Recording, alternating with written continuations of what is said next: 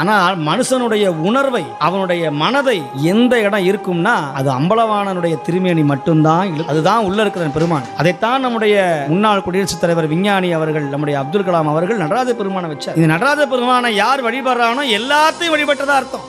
உலகத்தில் இருக்கிற எல்லாத்தையும் வழிபட்டதா. அம்பலவாணனுடைய திருமேனி சாதாரண திருமேனி அல்ல, அது நம்முடைய கருமேனியை தீர்க்க வந்த திருமேனி. இப்ப சுவாமி ஆவணி மாசம் வந்தது.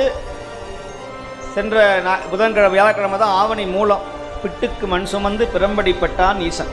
இப்ப மணிவாசகர் கேட்கிறார், சுவாமி நான் ஊருக்கு புறப்படணும், ராஜா ஓலை விட்டுட்டான், எப்ப குதிரை கிடைக்கும்னு கேட்கிறான். அதனால நான் மதுரைக்கு போகணும்னார். இப்ப சுவாமி எழுதுறார் ஒரு ஓலையை எடுத்து, ஆவணி மூலம் அன்று உச்சி வேளை பொழுது லட்சம் குதிரையை யான் வருவிப்பன் என்று இப்படிக்கு குதிரை சேவகன் அப்படின்னு எழுதுறார்.